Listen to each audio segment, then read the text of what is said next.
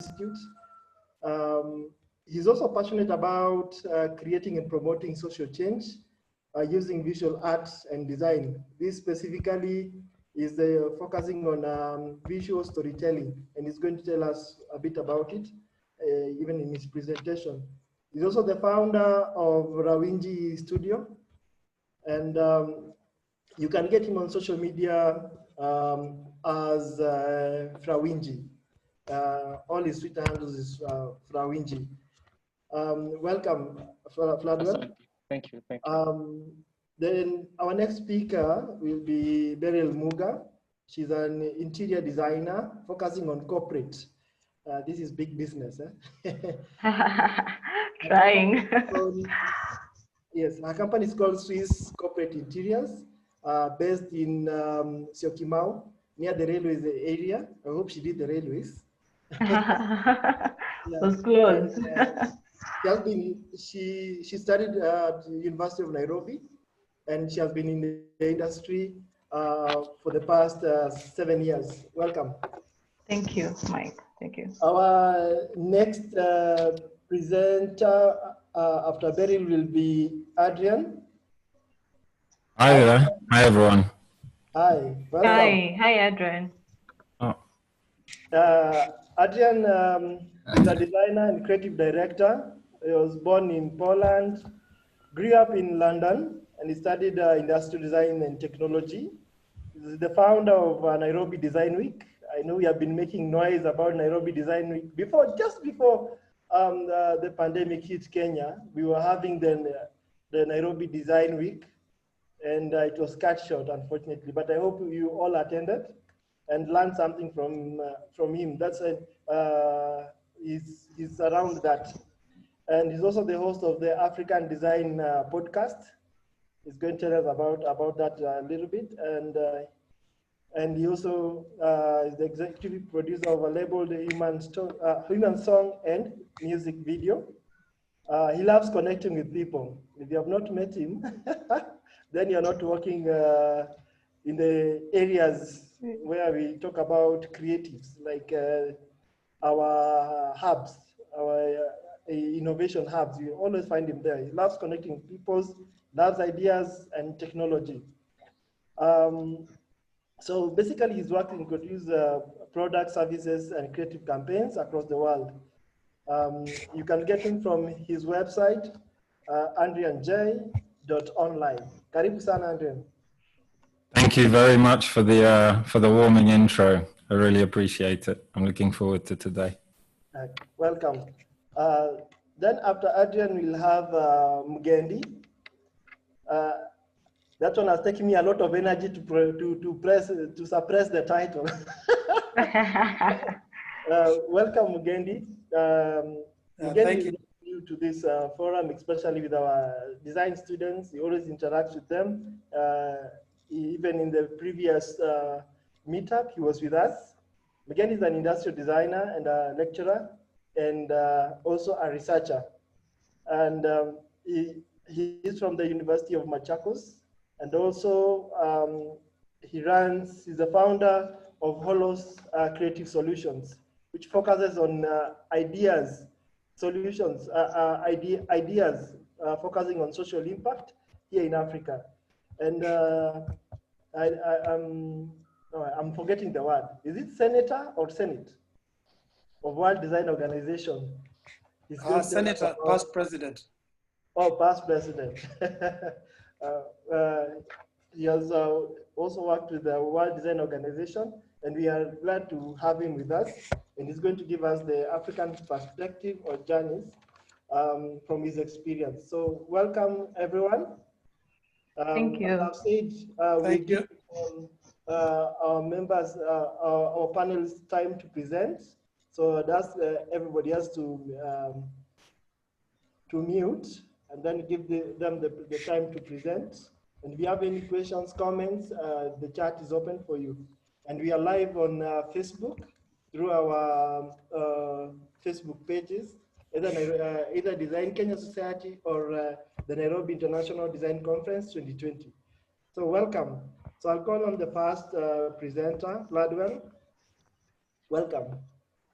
Thank you very much, Mike, for that amazing introduction and for the invitation to speak to us today. I think when I heard about this talk, I was very elated because of the whole discussion about design being a journey, which is really true, particularly in my life. And I think one of the things that I'm really looking forward to doing today is to help us see how that has been seen in my life. So I'm a graphic designer. I call myself visual communication designer. I'm an artist, an illustrator based in Tunisia, as Mike had intimated earlier.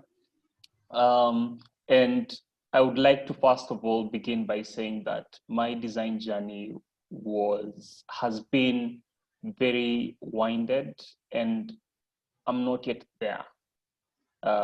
And really that's the principle behind what you're saying today, is that design is not a destination. And so I'm still in that process. But I also appreciate the process, where I've come from. In terms of my beginnings, I would like to say that my beginnings come straight from where I was brought up.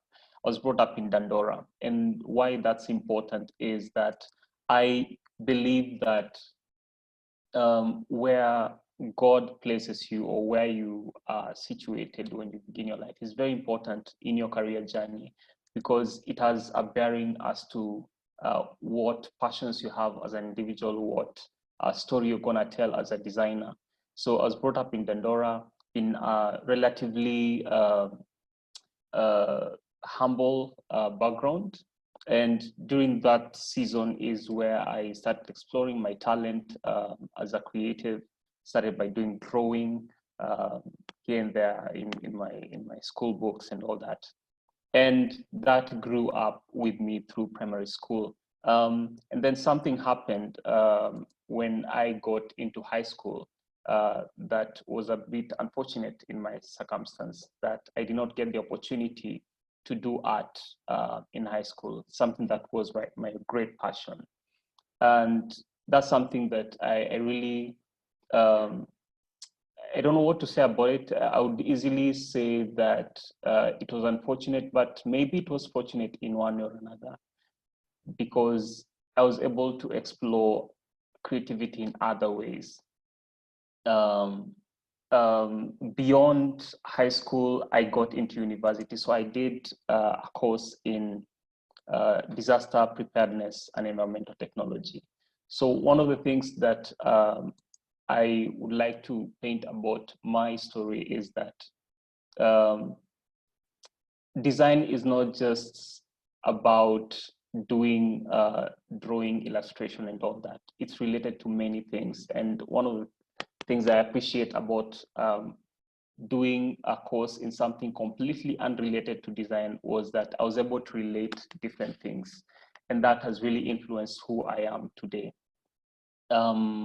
So I got into university back in 2007. And at that time, I wasn't so sure where my career would be headed, because a lot had changed in my life. Before I got into university, I wanted to do architecture. And as the story is with many students in Kenya, especially students who go through the then Joint Admissions Board, is that you do not quite get to do what you desire to do. So I was called for a course that I wasn't so passionate about. I wanted to do architecture. I got to do disaster management. So in my first couple of months in the course, I wasn't very happy about the course that I was doing. And so I was here just figuring myself out. So what does this course have to do with me? It was this period of figuring myself out that I got into another level of art or creativity. I got access to a design software. And during that season, I was doing design for students, really, doing posters for my Christian Union in campus, And that was really where my freelance design career started. Really connecting back to my childhood, doing art and illustration and all that. So by the time I was doing my fourth year in university, I had already become so good at design. And so when I was leaving campus, I left almost with 2 degrees, a degree in disaster management, but also a degree, quote unquote, in design. And so I get into the landscape of the Kenyan work environment where it's very difficult to get a job.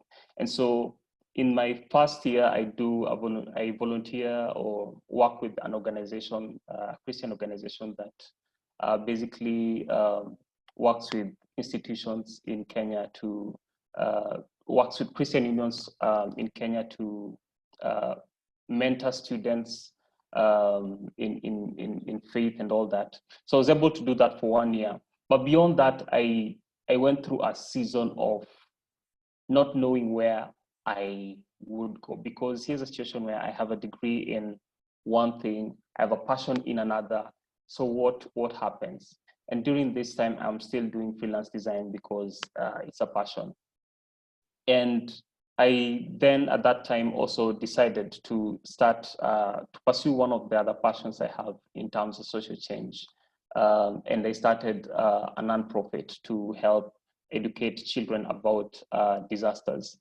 And that went well, but not to the extent I would have hoped. It didn't pick up so well. And so in 2016, I really sat down and asked myself, so where is my career headed? And it was that point where I made a very critical decision to pivot career-wise and decided that I'm gonna decide to be a designer who then does social change. And around 2017, I went to ADMI to pursue a diploma in graphic design. And life at ADMI was amazing. It was a great opportunity because I was able to interact with various professionals, meet different industry people, just to get to understand how the industry works. I got mentorship. I got a lot of really understanding what design really is beyond what I had already known. And despite that, I came through different challenges, really challenges to do with not having everything that you hope you would have. And one of the things that would be my reflection during that season, and even before that, is that it is not always going to be the case that that we get the privilege of having just the right environment or just the right school or friends or tools or resources. But one of the things I learned is not to just sit and wait for it, but to keep going and to work with what I have. And one of the things that I really appreciate is that opportunity found me on the grind, just continuing to do whatever I was doing. Opportunity found me in that process. And so after ADMI, I came to Tunisia to now begin my practice as a designer. And it has had its challenges, but I also appreciate the fact that with those challenges, you get to be creative and to find other ways of doing what you need to do to get by. And right now, what I decided to do at the turn of the year is to found a studio called Rawenji Studio that does works with change makers in Africa to really communicate and create change through art and design. And that's where I am in my career journey. And I'm really praying that that it shall go well. It's something that is very connected to my purpose. And one of the things that made me get into this path is that I went through a season of soul searching and asking myself, what is my purpose? There's this term people use called ikigai. And how does that influence my career path? Am I going to be happy at the end of my life about what I do or what I have done in my career?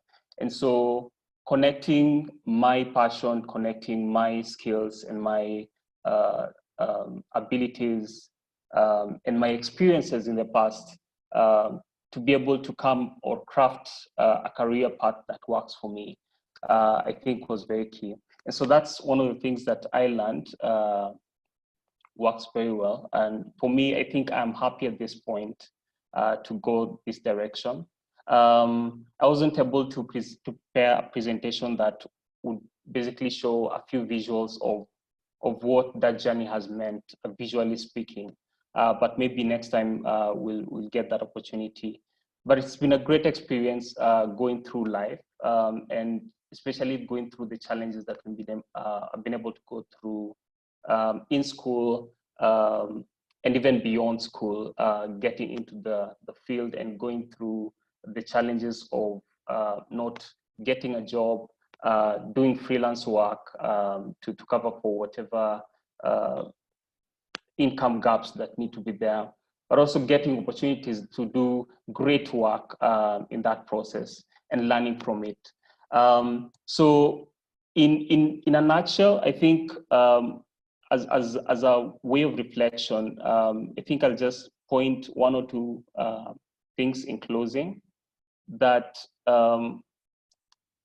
first of all is that it's important to find one's true north, the thing that you're uniquely designed for. I believe that we are all designed for a particular purpose and function, and which is connected to our gifts, our skills, our passions, but also our background and our setting that we've been placed. So that if I'm African, there's a reason why I'm African. It's not for granted that I was placed in Africa. So that's part of my story. Number two is that I do not believe that we are in competition. I believe everyone has his or her own path in the journey of design. And so my journey will not necessarily be someone else's journey. I think it's important for people to throw away the rule book when it comes to the design career and really pursue their own path and be yourself, play your own game by your own rules. And I believe very soon the world will want to be like you. I think those are the reflections that I've had so far about my career journey. But I'm also looking forward to hearing what the rest of us have to say about this particular topic, and to learn from what we're going to share. So thanks a lot, Mike. Yeah, so that's my journey. Yeah. Thank you very much, Fladwell. No, usually we just see your videos on YouTube with ADMI. At least today we get a chance to interact with you. Yeah. Very interesting. Key things he has pointed out is passion, skills, and everybody has a unique journey. And he has brought out issues I think societies like Design Kenya can really look into about the university admission. Sometimes you're thrown into a place you don't know where to start. I know even some designers in this group, they were in the School of Law, right? They found themselves through all the way to the School of Design. So yeah. It's something that we really have to address in terms of the Kenyan aspect of education, especially for designers. Thank you very much, Fladwell. Thank you. Thank you. Now welcome the next speaker, Beryl Muga.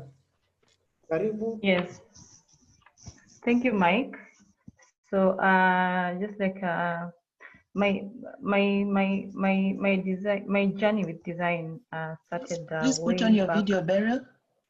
Okay, shortly. Thank you.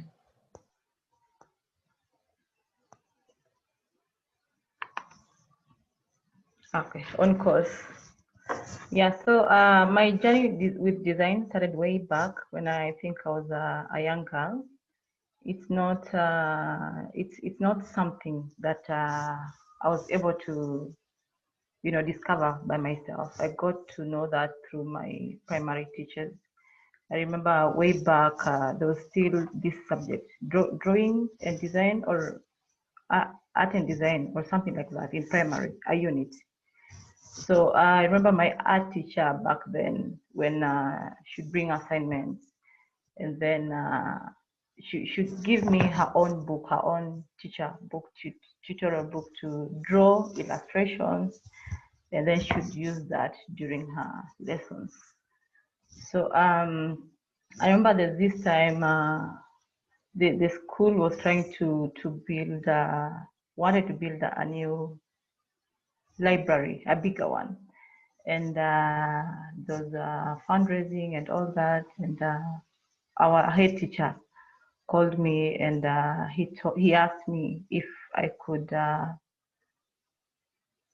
try and sketch something, sketch something that the school could use. That, and that was way back in primary, that the teachers and even the parents could look at, for inspiration for the library. So I came up with something, and I don't know, I didn't know I had that skill back then.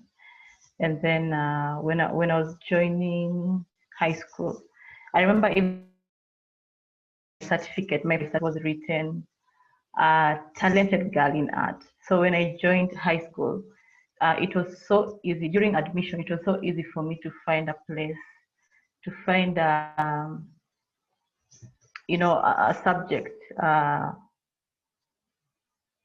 Those subject,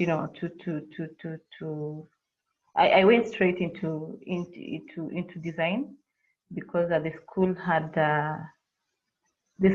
a class for drawing and design. So I went straight into that class, and I from Form 1. So I perfected my art and skills, and after completing high school, I knew straight what I wanted to do in campus. I remember during my selection for which course to do in campus, I chose architecture, but I didn't pass well enough for that. I got a B+. So when during admission, I was not taken up for that course. I was taken up for a different course, but I insisted I wanted to do architecture. But through parallel, I was not, the course was a bit expensive. I could not afford and manage at that time. So I had I insisted. I told my sponsors I had to do that, or I had to look for, an alternative course, something that is so close to that. So I remember there's this time, I didn't know so much about interior design then. I was not so well aware about the career. So I remember there's a time I was walking through with my friend. I visited a friend's father's office, and then I saw the interiors, how everything was done inside, and I was like, wow, this is amazing. So when I asked my friend, she said that another friend of hers, an interior designer, did the work. That's when I got to know about the course and the career. So I went further into research about it, and I knew that that's what I wanted to do. So I checked up with the University of Nairobi, and they had the course. So I gladly applied for it, and I was admitted. So I did design, and then I specialized in interior design. So after graduation, I went straight into trying to attach myself with other companies that were doing interior design, just so I could get experience. But it was not easy. The transition was not quite easy, because you find that there was quite a mismatch with what we had in school, what we were taught, the skills we acquired in school, with what the industry required. Yeah, the university did not emphasize so much on internship and attachment during the course. There was not so much monitoring, so it's not something that we took seriously during the course, during the 4-year course. So when we got out there, trying to look for jobs, trying to attach ourselves, it was quite a struggle. So I felt like I was starting all over again. And then, with the interior design, there's so much, there's quite a niche out there. There's furniture, there's exhibition and display, there's landscaping, there's kitchen interior companies, and then there's now fit out companies, and there's companies that just do the drawing. So it was also hard to try and figure out like which direction you want to go. So it was quite a struggle for me trying to fit myself somewhere. So my first attachment, I got an attachment with a company that they do kitchen, and I did that for quite some time, for I think about 4 months, and then I didn't feel like I didn't feel like that was it for me with design. I wanted more. I wanted not to end up in a kitchen, doing kitchen drawing and doing kitchen. That for me was not. It was just like a small fraction, of my understanding for interior design. So I kept on. I made applications, and in the course of all that, I was still also trying to build up my portfolio. I had a few other interviews, and then luckily I got a job with another company that was doing, interior design, fully interior design, project management, all under one house. So I got the position of an interior designer and a project manager, and designing, being in a position where you're designing and you're able to implement, your work at the same time, see through until the project is done. It was quite it was godsend for me, because most of the time I see around, even some of my colleagues whom we were with in campus, most of them went straight into drafting, and I got the opportunity of designing and project managing at the same time. So the experience was really good for me. Yeah, and after that, after I left the company, I felt I felt I was a bit ahead. I felt I had a bit of a skill, that I needed for me to take me up to the next level. So I took a risk. I said, if I could do this for somebody successfully, and they like it, then I can do this for myself. I had that entrepreneurial, insights. Yeah. So I registered a company, and then I partnered with someone who had the same interest and vision. And then yeah, we started. My first client was a client I knew from the previous company, the previous company. And then he just called me and told me, you know what, your company gave me a very high quote, and I know you do these projects. I've seen the kind of work you do. So why can't you give me another quote? Because I know you can do at a fair cost, and you can still deliver, the same thing. So I took up the challenge, and I took the job, and I did it. I did so well, and within the same space, within the same building, without marketing, without advertising, I was able to get a few other plants. I think 4 other plants within, within that duration. So that was very uplifting for me. So I have never looked back since. I'm not saying it's easy. Business, it's hard. It's because sometimes we are this is an industry that is driven by the economy, status of our economy status, and also the trends of the industry. So it's up and down. It's progressive sometimes. It goes down sometimes, but we are here. We still here. We are holding our heads high. Yes. Yeah. So my key points, I would say that we as designers, we are here to bridge the gap between the people who need us, the expectations of our clients, the people who need us, and our creativity. So we need to, and design is evolving. And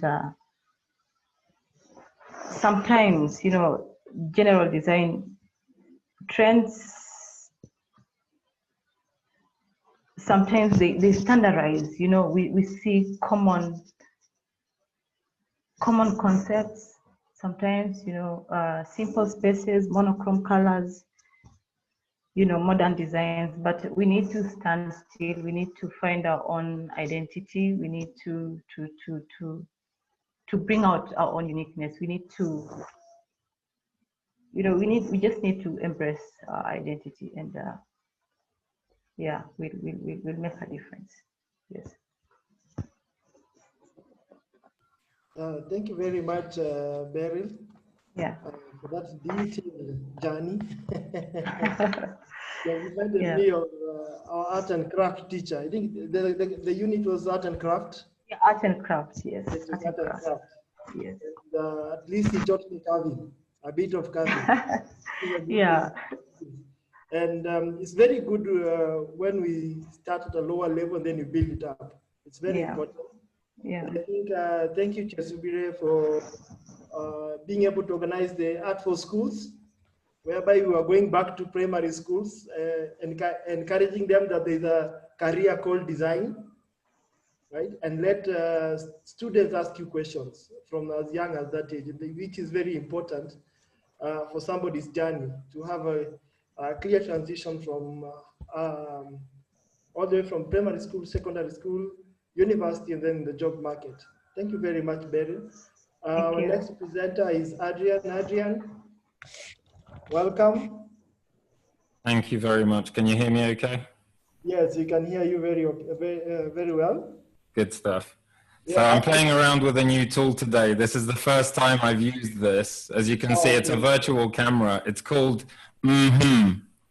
It's the first. Yeah, I think it's probably the first time that it's starting. Apps are going to be called after noises now. So watch out. Okay, welcome. And please pronounce your second name. It's very hard for me. I'm Kenyan. Kenyans tend to be really good at pronouncing my surname. It's Jan Kowiak. Oh, okay. Yeah, so it's. I find that Kenyans are better than a lot of Europeans at pronouncing it. You don't want to know what we call you. There you go. So thank you for having me. So yeah, a bit about myself. As you said, I run Nairobi Design Week, and as I said, I'm playing with a new tool here. So I run Nairobi Design Week, and we also have a podcast that's just come out called Africa Design. So that's africa.design, and where we host guests from all over Africa. Last week we featured a guest from Ghana, Daniel Ampofo from Dex Ghana, an educational conference. So he's certainly someone that will be interesting to speak to for you guys as well. So You mentioned as well the sort of projects that we do. So we created a music video at this year's Nairobi Design Week festival with the community. So the murals you see there were painted during the festival. Once you get deeper into the video, you see the basketball court, which was the restoration was part of a residency that we organized. So it was really a lot of fun. And the whole outcome of this is to really show how design can be used for problem solving, for real implementation of design, and for bringing people together to collaborate. So we're really learning with the community how to do these sorts of things. But this toolkit is going to be released very soon. It's called Paint the Court. We've been kind of leaking some information about it. And as you mentioned, that's my website. So if you want to find more of my work, there's 6 portfolio pieces right now, but there'll be more going up. And I go more into the stories behind the stuff that I've worked on. So I wanted to share quickly 5 or 6 stories about my career and how I've learned that design is really a journey and your career is a journey. It's not a destination. So first of all, is take opportunities when they come up, don't wait. And the opportunities don't wait around for you.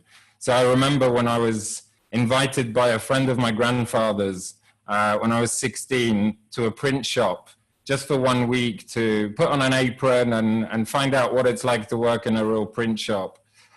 Instead, I went on holiday, I think, a week early.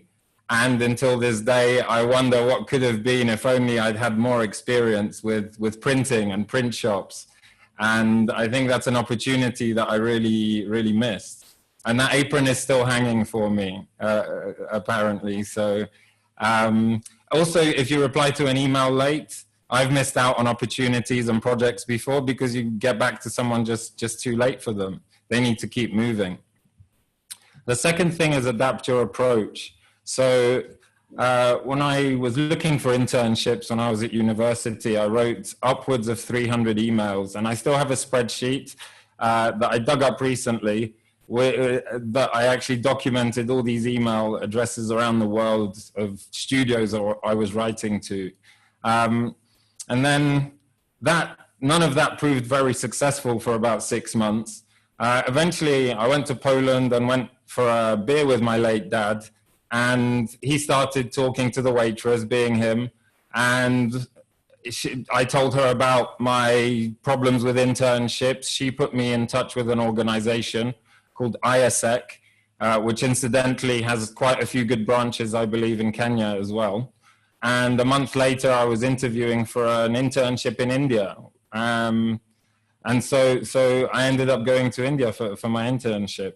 And then on a side note as well, one of those 300 emails did reply, and it was someone who actually ended up coming to India on separate business and inviting me for a meeting.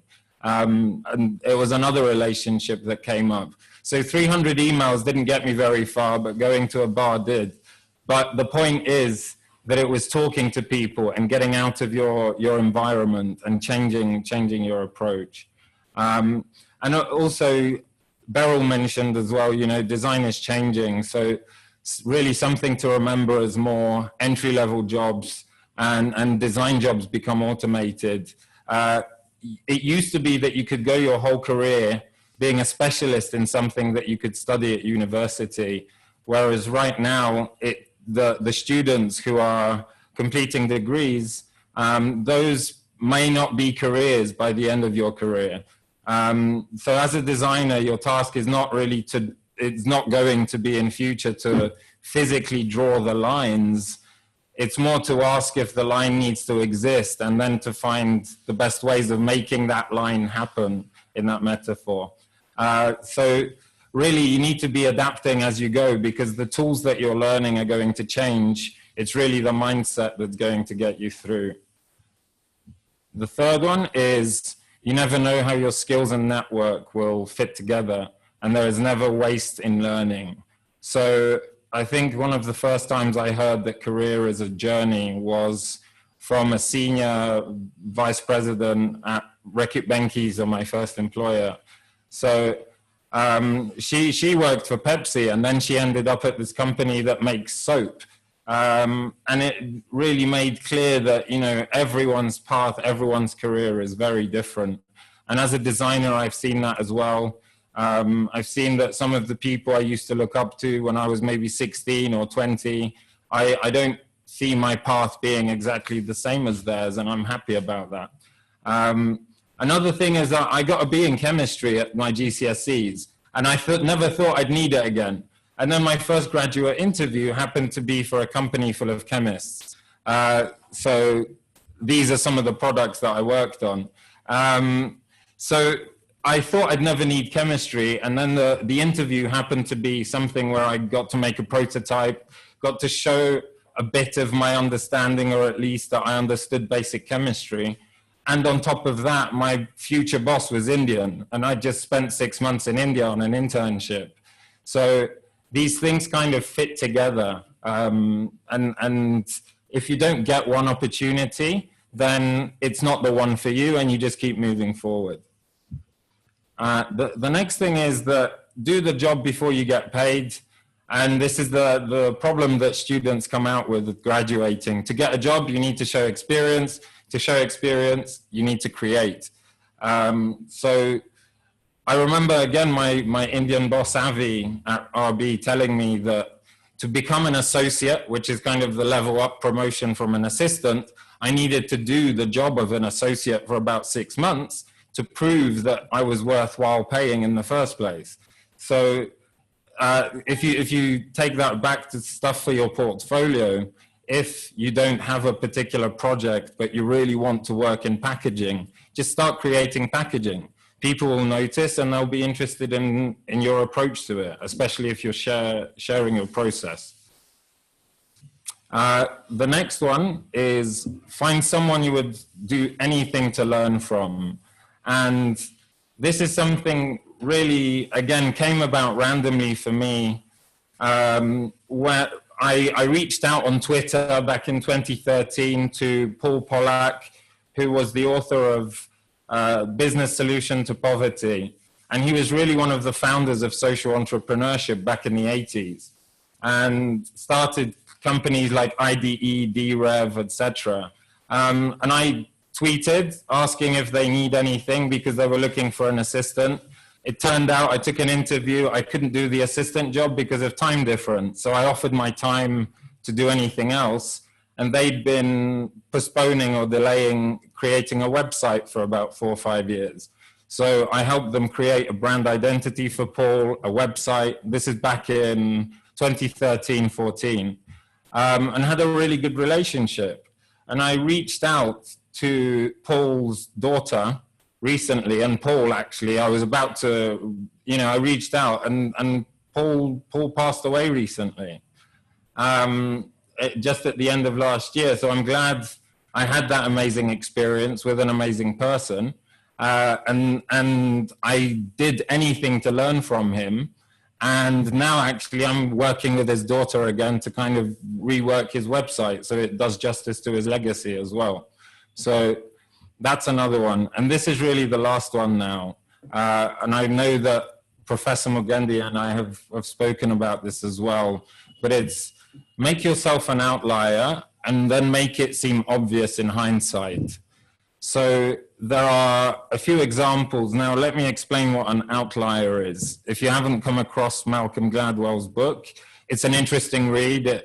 It's definitely to be thought about. He explains that an outlier is someone who really stands out, and in hindsight, it seems obvious that they were put into that position. So an example he uses is hockey players and players in other sports leagues around the world being mostly aged from January to June. Because the kids that are strongest at the age of 6 or 7 are the ones who are oldest. So it's not a coincidence that when they go through the school system, the coaches say that these kids are the best at ball handling, or they're the fastest, or they're the strongest. They just happen to be put at the front of the queue and then get the most training. Another example of this is these 5 guys. So if you don't know, you might recognize some of them, but that's Bill Gates, Steve Ballmer, Paul Allen, 3 founders of Microsoft, Eric Schmidt, former CEO of Google, and Steve Jobs. So all of these guys were born within 2 or 3 years with each other. They were born into families that gave them the circumstances that allowed them to tinker with computers when they were young. And they ended up, a bunch of other coincidences ended up meaning that they got really good at technology and started these companies and worked for these companies. A bit closer to home, I feel like for myself personally, it's my uncle is or was a graphic designer. My family's full of people who worked in telecommunications, engineering, and so on. I've been fortunate enough to play with cardboard all my life and to be making and drawing all my life. So I don't see it as a coincidence in hindsight that I went into the career path that I do now. And if you even look at, even closer to home, if you look at someone like Avido, this guy is now listed on Beyonce's website, and he's a fashion designer from Kibera. So how are you going to make the question is, you know, how are you going to make yourself an outlier in today's world and take all of the things that make you unique to create your own journey and create your own stories? I think that would be it from me.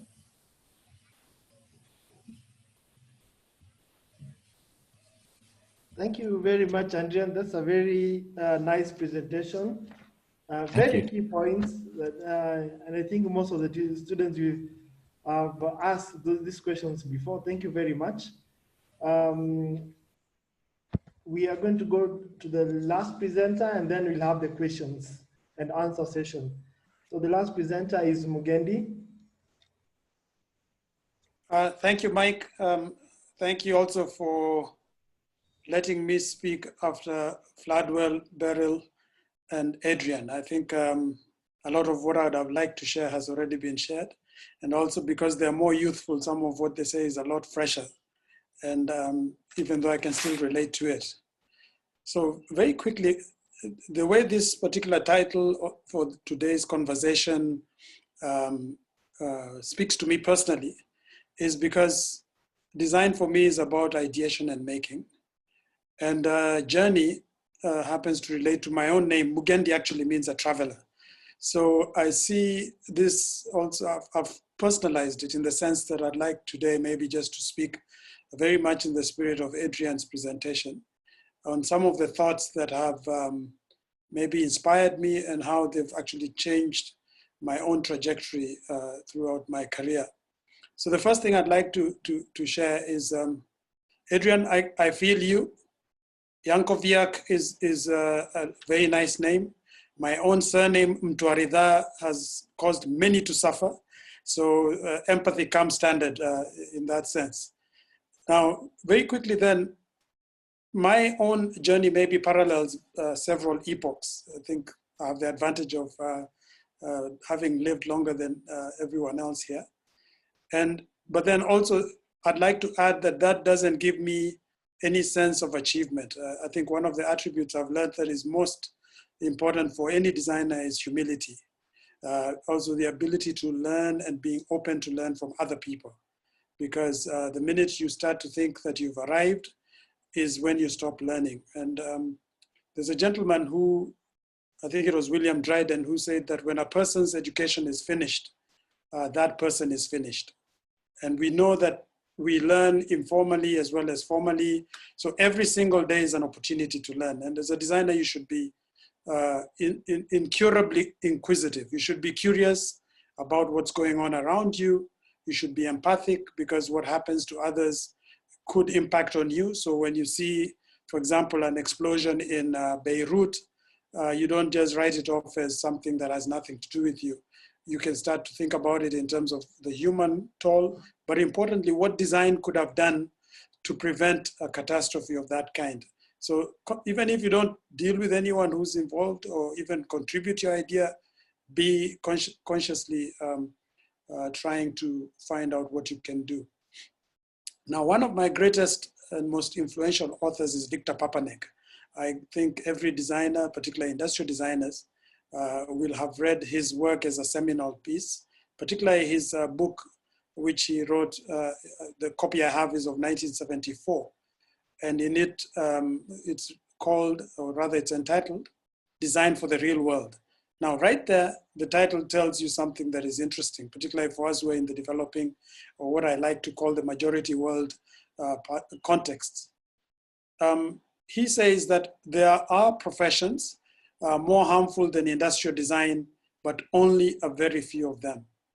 Now, when I became an industrial designer, you can imagine how much humble pie I had to eat just to accommodate this thought that my profession, industrial design, is one of the most harmful professions that exists on the planet.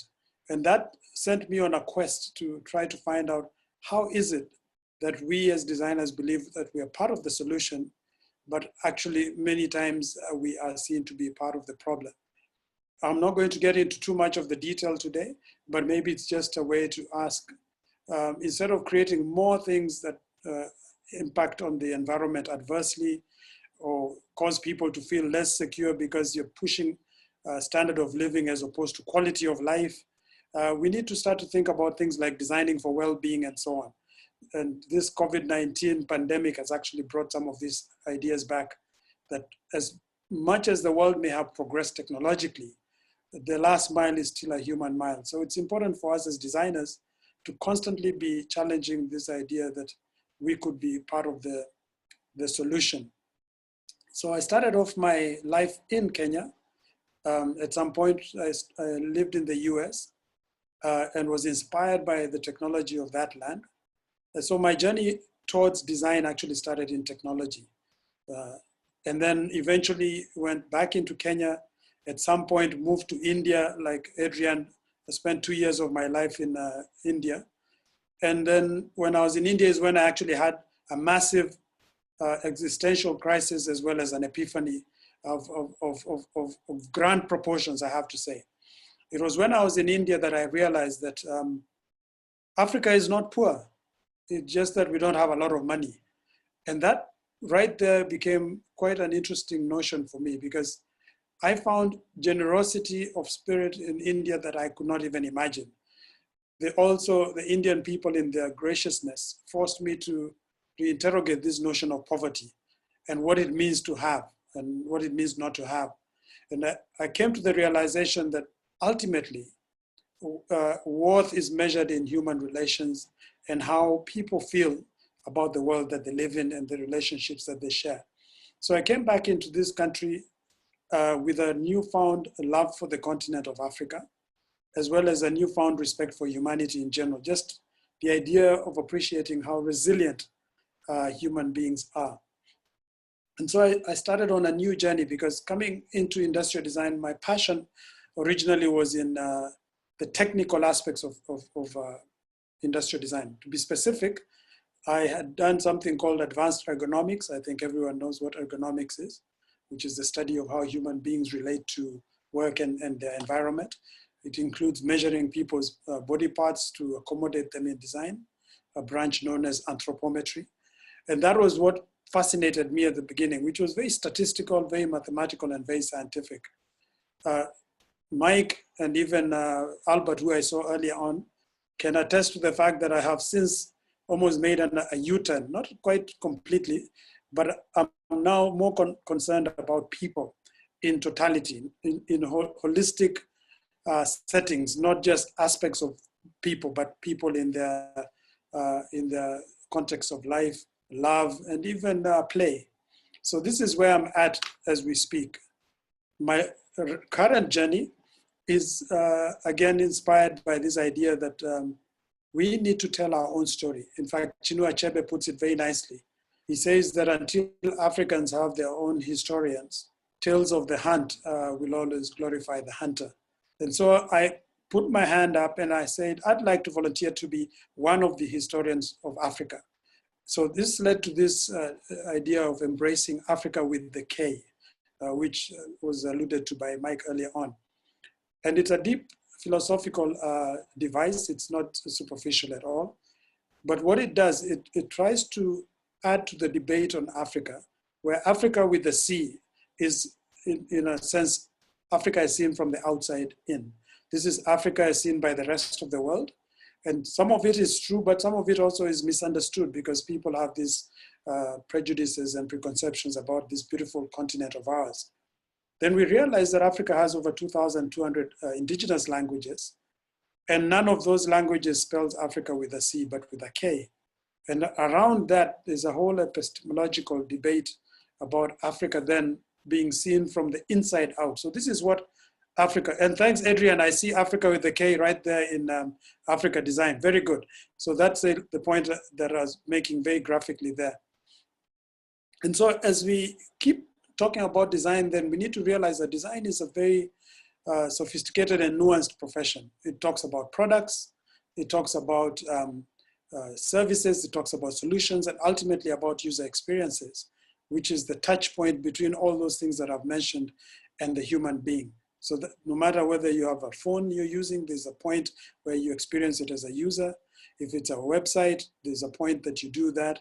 Even if you're trying to submit your Kenya Revenue Authority tax returns, there's an experience you have. Is it a pleasant one or a bad experience? So designers need to look at the entire gamut of those experiences, products, services, and systems, and see where those touch points could be more humane and more friendly. And so just to then conclude about this idea of being empathic, being humble, being curious, and also being open-minded, I'd like to challenge you to reinvent yourselves every 5 years. I was very happy to hear Beryl and Fladwell speak about how they started off and then ended up in design. The World Economic Forum has done some studies that show that the average professional in the West actually reinvents themselves at least once every 5 years. They have at least 4 major career directions within their lifetime. So I'd like to encourage you not to feel stuck that maybe you started off in one place and you feel you should be in another, but to be open to learning and also to adapting. That's part of what it means to be resilient as a human being. And finally, I'd like just to suggest that you need also to be generous. The Somalis have a lovely proverb that says, be a mountain or lean on one. If you can start to think about how you could be a mentor to someone else, or even if not a mentor, at least a cheerleader, that you can encourage others to pursue their passions and get nothing back, just except the sheer joy of feeling that you've done something good for another human being. I'd really encourage that. I'd also like to suggest that if you can, have mentees and people within your circle that are your age mates, some older than you and some younger than you. I've got mentors even today. I have mentors who are younger than me, what I call reverse mentors. I have some older than me and some my age. And the beauty of the reverse mentors is that they help you understand the context of things that you've left behind, which are still important. So you can design for younger people without necessarily feeling like you're betraying your own age. Again, there's a beautiful African proverb that says that children born on top of an anthill take a shorter time to mature. So if people are given tools early on, this is why I believe in STEAM education, which is not STEM. STEM is science, technology, engineering, and mathematics. I believe in STEAM, which is science, technology, engineering, art and design, as well as mathematics. We need to start to educate and to encourage young people right from as early as they start playing around with tools and making toys for themselves, to understand that that is a skill they need to save for life, because problem solving and creativity are tools that will serve us for life. And then just to emphasize the idea that I was speaking about earlier on about the shift now from consumers is something called prosumers. So people are now moving from just being a consumer to a prosumer. Now, prosumer is a combination of producer and consumer. So we need to start to anticipate that people are moving more and more towards making some of the things that they themselves need and not just buying things that are bought. And the COVID-19 pandemic has actually proved that because of the slowdown and lockdowns, we've not been able to import some things, and we had to make them, which is a good thing. So the maker movement and other movements are teaching us that making things is actually good, not only for therapeutic reasons, but also for practical and even economic reasons. And finally, I'd like to just tell you a short story, which I hope will combine the kind of elements I've described, and also remind us that ultimately, at the end of the day, design is about storytelling. No matter whether you tell stories through graphic design symbols, or through products or artifacts, or through song or dance, design ultimately is about storytelling. So I'm going to end with a story. And the story is about a lion who wakes up one day in the savannah somewhere near this Nairobi National Park. We've seen a couple actually who escaped, so I'm hoping he's not one of those guys who found his way this way. But anyway, the lion wakes up. It's a beautiful day, not as cloudy as this one. And then he comes across the monkey, and he asks the monkey, do you know who I am, and who do people say that I am? And the monkey, without hesitation, says, you, sir, are the king of the jungle. And the lion is very pleased with this response, obviously, because it speaks to his ego and his sense of well-being. But then he decides to ask at least another animal, just to hear if this is a popular response or it was a one-off. He meets the buffalo, asks the same question, and the buffalo also without hesitation says, you, sir, are the king of the jungle. Now, of course, anyone in lion's shoes would be very happy with this kind of response, because this means people know who he is, and you know, this is good for his reputation. But he decides, just to conclude this survey of his, if you want to call it that, he sees elephant from a distance and decides, yeah, if elephant says what the others have said, then surely this must be the case. So he meets the elephant and asks him, do you know who I am, and who do people say that I am? And the elephant, without breaking a step, even batting an eyelid, picks up lion and beats the hell out of him. In fact, he beats up lion so badly that lion is within an inch of death. And then lion, you know, with bruised eye and battered ego, turns to the elephant and says, you don't need to get so violent just because you don't know the answer. Okay, so now in concluding that story of mine, what I'm trying to explain here is that as a designer, we are part of this solution, and we believe so. But it helps to be humble and to communicate to others what actually we do within our profession. Otherwise, we might find people saying, I don't need you. I can talk to a carpenter instead of telling a furniture designer or interior designer to do my work. So it's good for you to be humble and to educate people so that they can also become your champions. They can be the ones who become your ambassadors and sing your praises. They tell people, you guys need designers. These are the guys who are actually going to solve your problems. And so then finally you can wear your t-shirt printed on one side, trust me, and at the back, I'm a designer. Trust me, I'm a designer. And with those few remarks, I'd like now to hand over back to the moderators and to thank you very much for this opportunity. Thank you, Prof. And thank you for usually give us the African part of it, which is now the proverbs and the stories, which is an important way of learning to us. Thank you very much. Now, thank you, our speakers, for keeping time.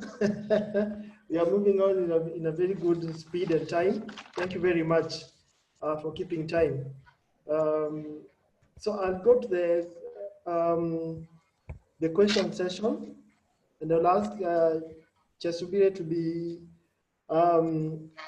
to look at the Facebook account if there are any questions that have been posted. The transmission directly from Facebook Live, so you'll check and see if there are any questions that are or comments that has been made. We have one question in the chat room that from George Owiso, and this question is directed to Beryl. How many years did you work before emerging with your own design firm?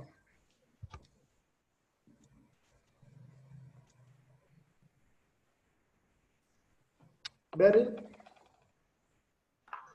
Almost slightly under 4 years, about 3 years, 8 months, yes. All right. Yeah. After graduation. Okay, thank you very much. So, George, you've gotten the answer that you are looking for. I'll go to Floodwell. You have been a student here in Kenya and also worked a bit here in Kenya and then moved to Tunisia. What's the difference in terms of design in the two countries?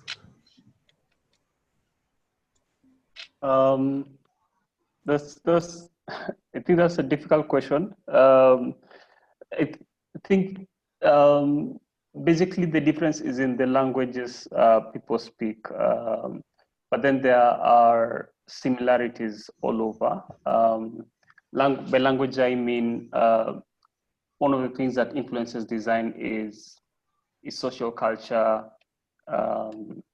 and that's also influenced by many other things, including economic status, etc. So what I've seen in terms of how people communicate in Tunisia, while there are many similarities with how people communicate in Kenya, there are certain differences I've seen. But in general, in terms of how the market is, I think there are great similarities in terms of how the market is structured, looking at advertising, looking at studios, just people doing their own stuff, looking at freelancers operating freely. But really, I think I would say there are very many similarities, but the differences mainly are about how people communicate, really. I think one of the things that I've observed, this being a generally Muslim country and being close to Europe, they're very influenced by Europe. They're very influenced by the region. I don't know whether to call it the Arab region or design region called the MENA region. That really influences how they do their art, how they do their design and all that. Yeah, but for the most part, they're similar.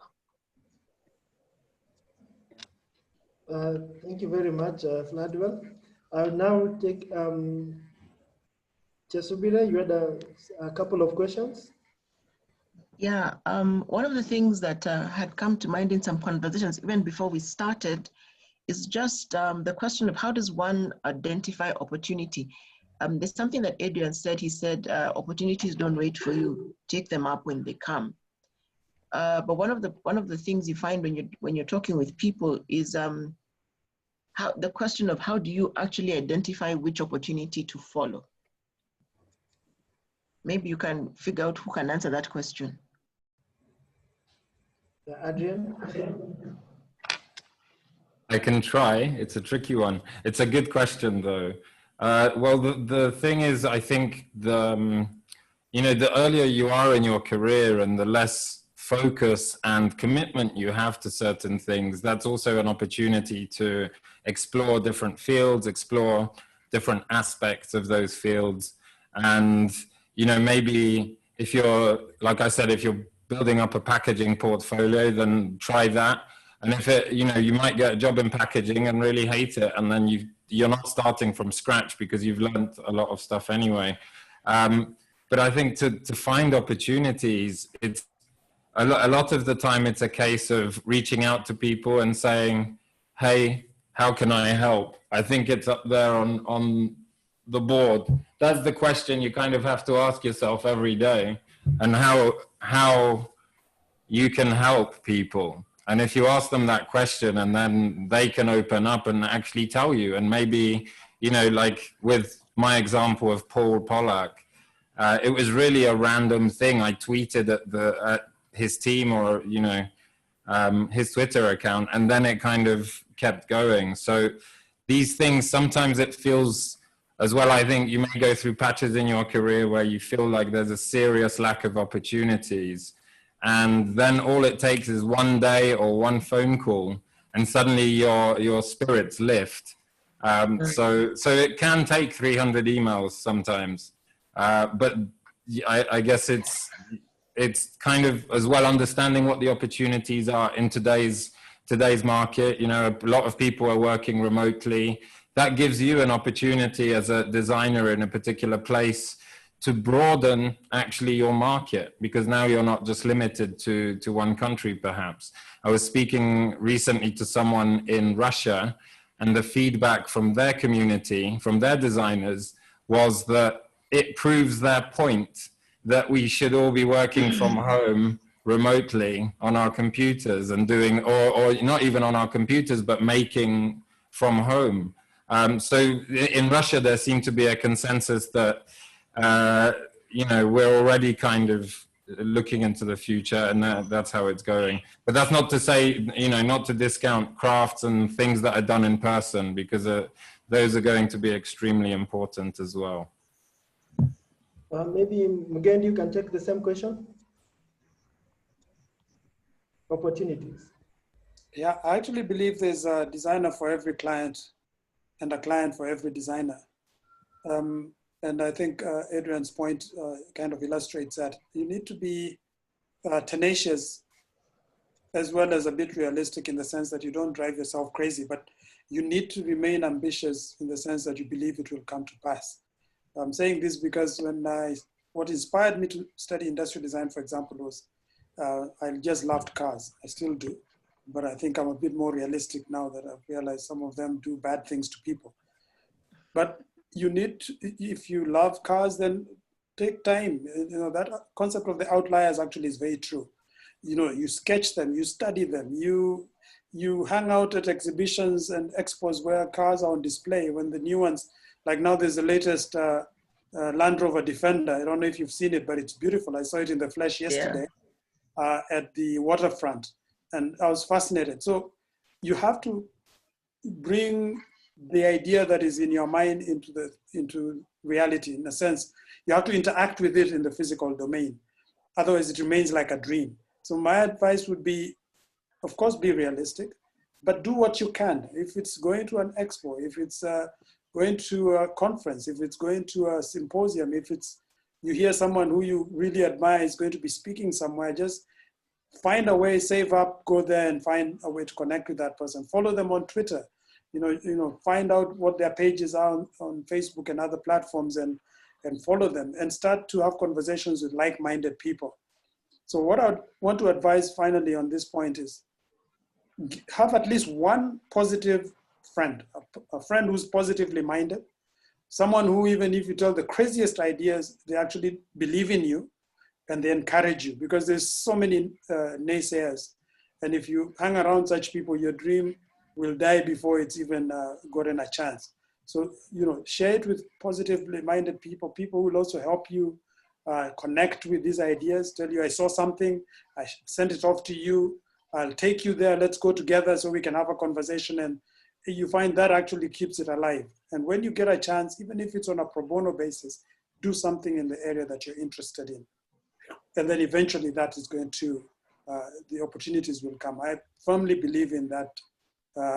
Just like we say that when the student is ready, the teacher appears. Same thing.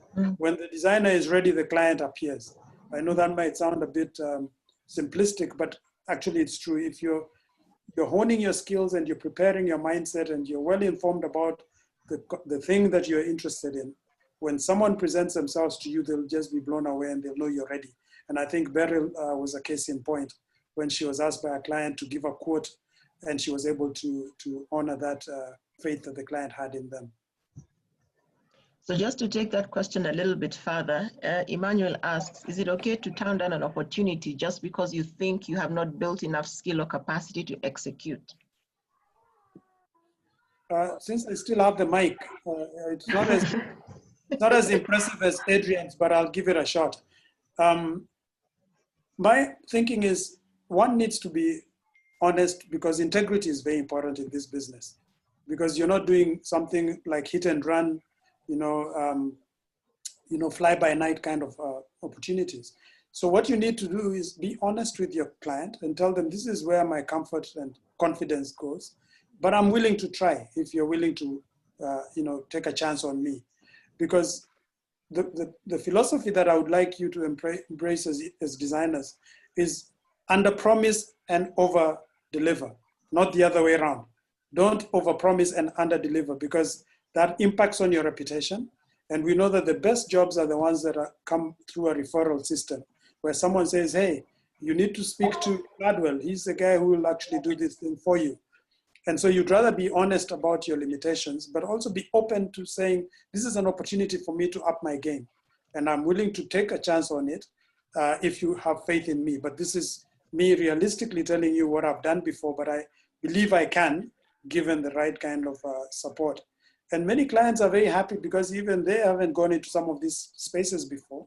And they're happy to go into an adventure and explore this with you. But just be honest, be authentic, and defend your integrity jealously, because that's all you have ultimately is your reputation.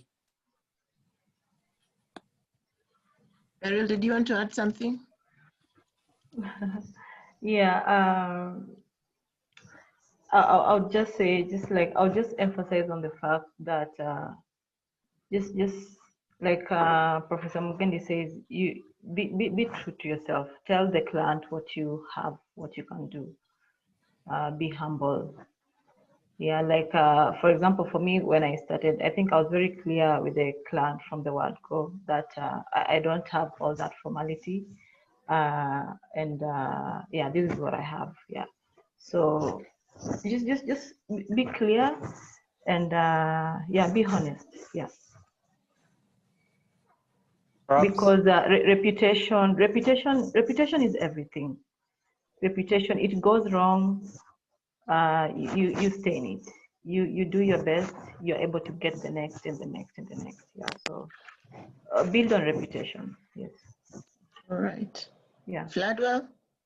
Yeah, I think I really like what Beryl and Mugendi have said about this. What I would add is that sometimes the thing that's causing you to doubt yourself is not necessarily that you can't do it. It's just imposter syndrome, just feeling that I don't think I'm there yet. And so while as you also are true to yourself about what you can and cannot do at this time, I think it's also good to be confident in what you actually can do, and to share with the client that this is what I can do, and I'm very confident about this, that I can be able to do this. And I think many times, especially for creatives, the reason why we have these doubts is not quite, of course, sometimes it's because you're not yet there, but many times it's because you just doubt yourself as compared to other creatives in the industry. Yeah. Okay, I want to take another dimension, and just, this is to everybody. Everybody in one way or the other has talked about authenticity. So I want to, Beryl is the one who said it best. We need to find our identity and uniqueness and use that outside the global trends. So Gladwell, when you first came on, you said where you're placed in life by God is important, and it's not a mistake that you're placed in Africa. So I want us to take an African dimension.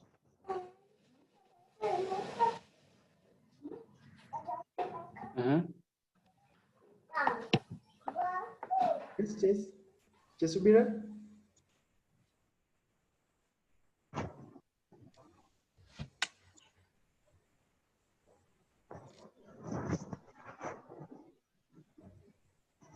Chesubira? Okay, since you have lost, I don't know the question she wanted to put forward, so I'll just continue. Then when she comes back, she can give her question. I would like just to ask Mugendi. There's a book you did about furniture design, furniture designers around Africa, the African continent. And I would like you just to give us a journey of it and your experience working with this African design. Thanks. Yes. Yeah, what is interesting about this continent is creativity is never in short supply. And just actually, maybe it's even a follow-up of the previous question, that even if I don't know something or I don't feel confident, at least I know someone else.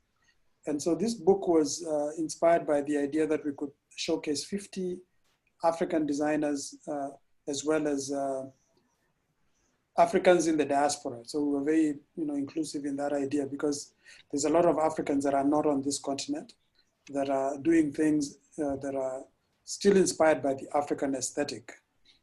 So we tried as best as possible to show the process, because we felt that if you see a nice piece of furniture in a showroom, that really doesn't tell you as much as you would like to know as a designer, because you're also interested in the process.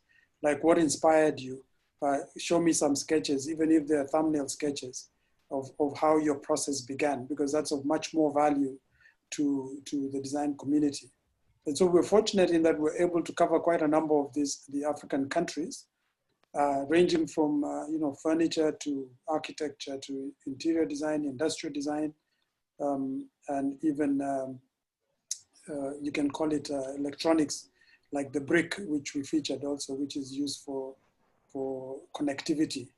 So the idea was actually to showcase very much along the proverb that I was sharing earlier about the lion's historian, but saying that we need to show it from an African perspective, because then we can co-create the narrative ourselves.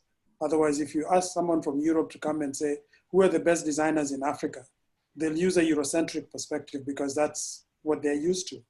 But if you ask someone in Africa, give me an example of a good designer, it is inspired by the fact that we have a very strong sense of community, that we still believe very much in sustainability, whether it's in the choice of materials or in the durability of products and solutions. And so that was the basis. So myself and my friend Hisham Lalou from Morocco went on this quest, and we identified those 50 designers and we showcased their talents. And we learned a lot also from the project, because from research, something called snowball sampling, where you ask one person and then the next person tells you, and before you know it, you've met someone who you had never met or even known of, and they're brilliant in what they do. And that's why we find that project very exciting. So we'll do it again. So some of you keep your portfolios shining, because we may visit you to showcase your talents. Thank you very much. Chesubire, are you back? Sorry, I had a drop in connectivity. So Yes. what I wanted was the perspective of how does being African inspire our design, and how do we then inspire the next generation to appreciate the African heritage? Because if we go by what I've been hearing in this conversation, where you come from must influence where you're going.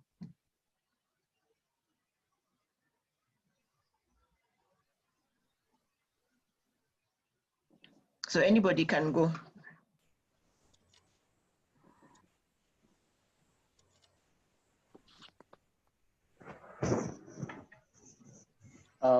Perhaps I can go first.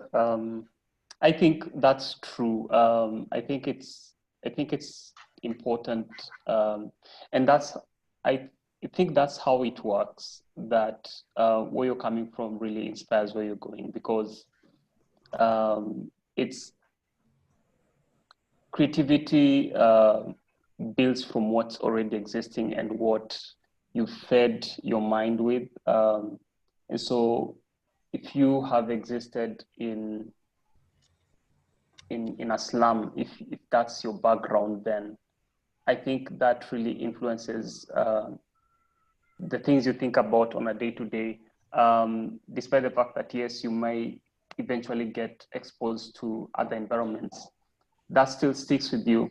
And so I think it's important that as you do your design, you find a way to connect your past with your future, your setting, especially now when you're talking about Africa.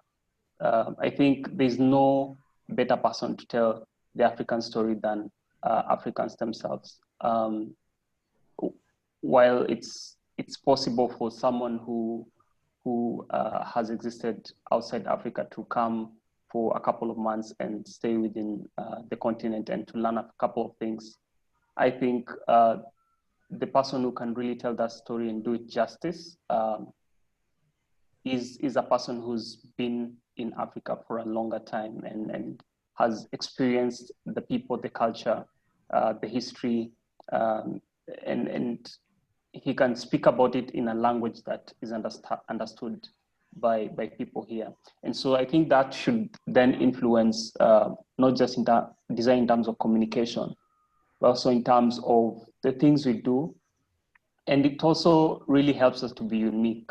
And when you, because no two people are the same. I am Vladwell. I have a different history from Mugendi, from Beryl, from Adrian. And so for me, being unique is really being myself. And to be myself, I need to connect with who I really am and what makes me different. And if I employ that in whatever I'm doing, I think it's possible. It's very, my design or my creative or my aesthetic is going to be very rich and unique in that sense. So that's what I think I would say about that.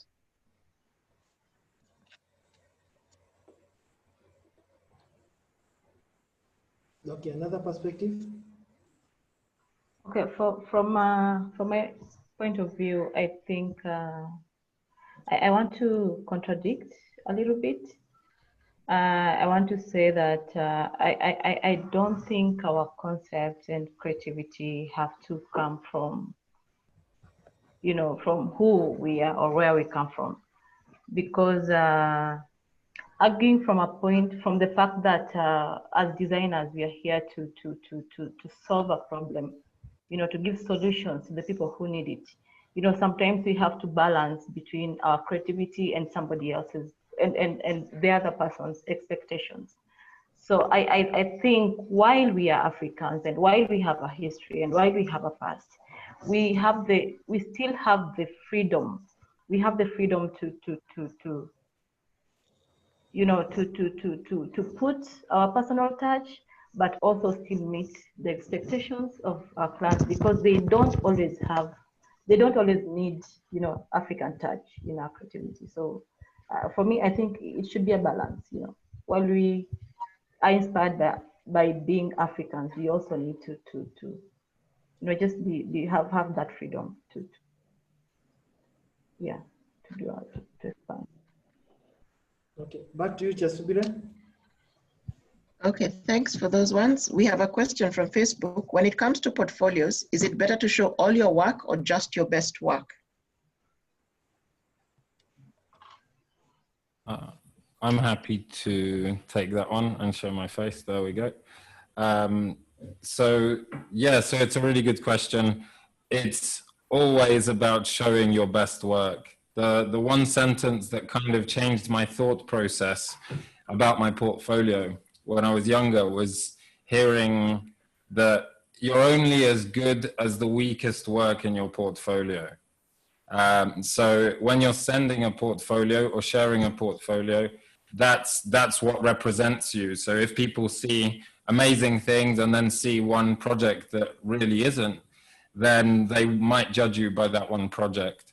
Having said that, you need to probably be sharing a lot of the stuff that's not as good and you may not consider as good, and share that as process. So, coming back to the importance of really sharing process, and it kind of ties in with a few of the previous things, but when you go to a client and you haven't got experience in a particular thing, you may be able to demonstrate a skill set that can give them the result that they would like. So maybe you haven't learned animation software, but you've got experience in other things that bring it together, or maybe your network allows you to reach out to an animator friend. There are different ways to solve problems, but certainly on the process stuff, don't be afraid to show things that have failed, because actually your portfolio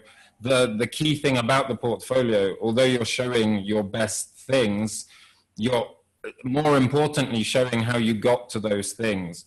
So I'd much rather see 3 projects and understand how the designer or the creative got to where they were with that outcome, even if the project wasn't successful. Maybe it didn't go to market, maybe it didn't sell well, or a number of other reasons, but it's still a good project, and you thought the way that you went about solving that problem was still worthwhile sharing.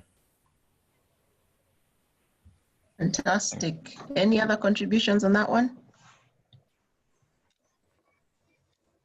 Yeah, I'd actually agree with what Adrian has said, because clients are not only interested in the final piece, but they're also interested in your thinking process. And so a sampling of some which you've done much more work in but may not have seen the light of day could impress someone, because they can see clearly how you resolve issues. And then of course, some nicely polished, finished work. So it would be a kind of a mix. The other thing is think client, and this is very important for all of us. Speak to the listening of the client. If the client is into the nice finishes like the fashion magazine, so they want to see good high-class finishes, that's one thing. If they're a furniture designer, they want to actually see, for example, how you did your dovetail joints in your sketching. So it's important that you understand also the kind of industry your client operates in, so that you tailor your portfolio accordingly. But also, in agreement with Adrian, just make sure you have developmental sketches, you have nice finished outputs, and some stuff in between that shows your versatility and your ability to work. Let me just add one last point there, which is one of the principles of design thinking is fail early often. And the clients who actually embrace failure as a way of learning. So don't be shy to even open up and say, this one gave me some trouble, but this is what I learned. And that could have been a fundamental lesson, not only from professional point of view, but also from a personal, existential perspective. And if you've got those moments, those actually are priceless, because they kind of put you on a new trajectory within your own career. And some clients actually resonate with that, because businesses are about people, and some of them also are in those same kind of life journeys as professionals and as businesses. Okay, thank you very much, Mugendi.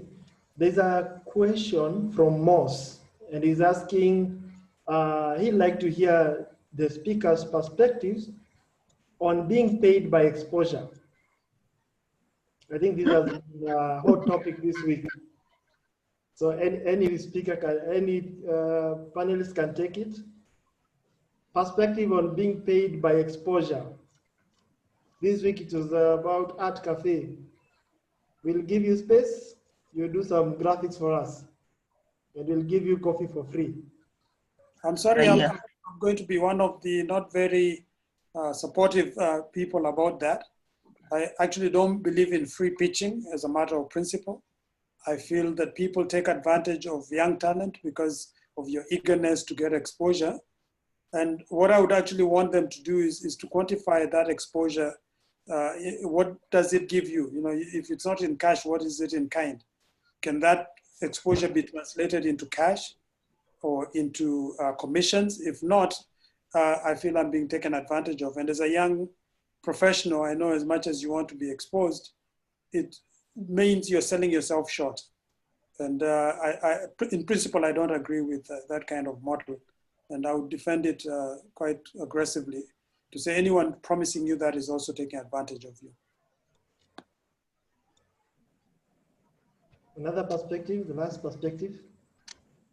I'm happy to add. I think we've been doing a lot of thinking about this, and we want to come up with something that's maybe, putting this for the future positively. How can we help advise clients, and how can we maybe provide a guide or something that you could just send to people that's not patronizing on how to work with creatives? Because there is a very fine line between asking people to do free work and then, an exchange of value. And first of all, it's has to be said that if the last part of that question said you've got bills to pay. Well, if that's the first thing, you need to feed yourself and your family and you've got bills to pay. So don't take free work. Don't just cut yourself off from doing pro bono work for the time being. And that's something you can come back to later. And it's in our nature and in our habit to offer free services and to give people a piece of knowledge. But they do have to understand that you're bringing them value. And I would really point everyone towards something like The Future on YouTube, who I go on about a lot, but they're a great channel for understanding how to provide your clients with value and how to communicate that value so that you know how to stand up for your own pricing, essentially. And on the flip side, you know, I've talked about quite a few free projects that I did. There were many more free projects that were meant to be paid and I never got paid, or there were many other free projects that just didn't provide value. It just ended up probably being put in a folder on a desktop somewhere. So you have to sometimes face up to that as well. But really, if you're going to someone, there's a difference between people reaching out and saying, hey, can you do free work for me? Here's what I need, and I'm going to get a lot of value from it. Then maybe there's a middle ground, you know, where you're really trying to exchange value. So something like the urban residency we did this year, the residents got a stipend and they, on top of that, got to manufacture their work, which is not that different if you think about it to what happened with the cafe. But the key difference is that they've been connected to the part of industry now, besides the exhibition, the exposure opportunities. They're now actually, Grishon is creating his own products. So he's gone on to take that initiative and make more with it.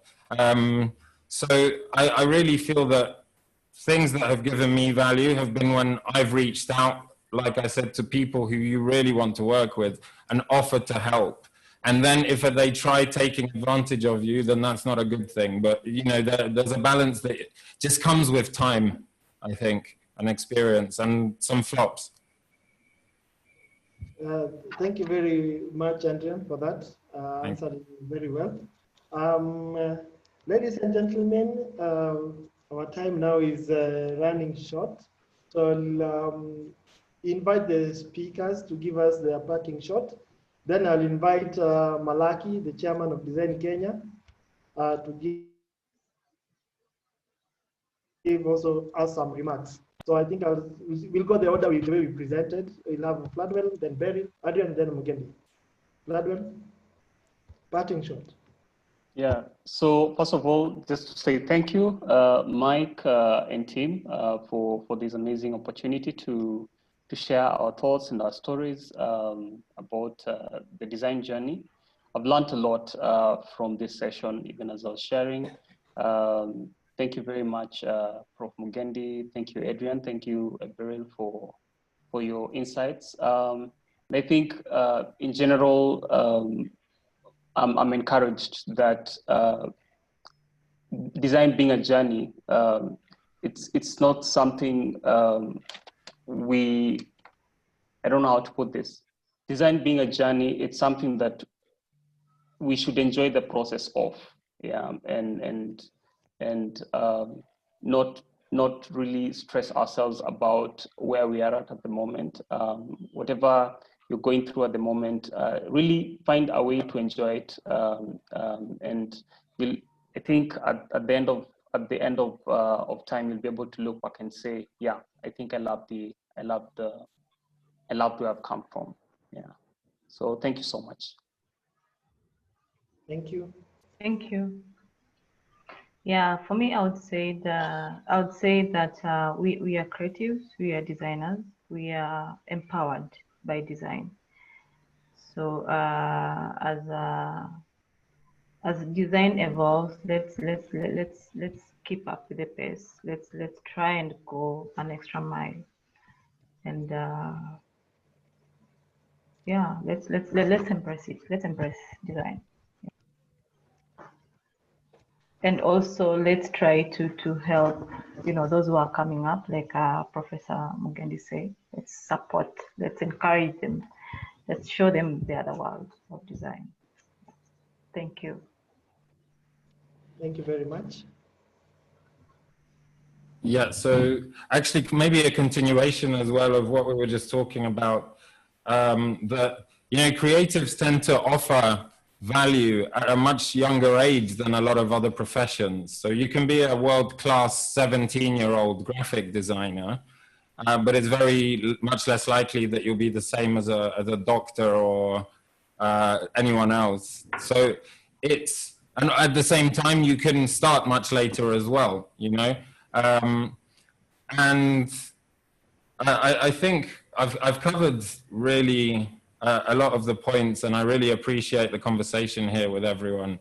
It's very important that we do clarify and keep on this journey of working out what's exposure, what's value, and actually I'm looking forward to having more conversations about people's design journeys and finding out theirs. And actually, if people would like to share theirs, then we've been behind on the podcast episodes, but I do promise we've got 2 being produced. So we're going to be back on a weekly schedule now as well. So Africa Design Podcast to hear more design journeys. Thank you very much. Thank you. Yeah, thanks.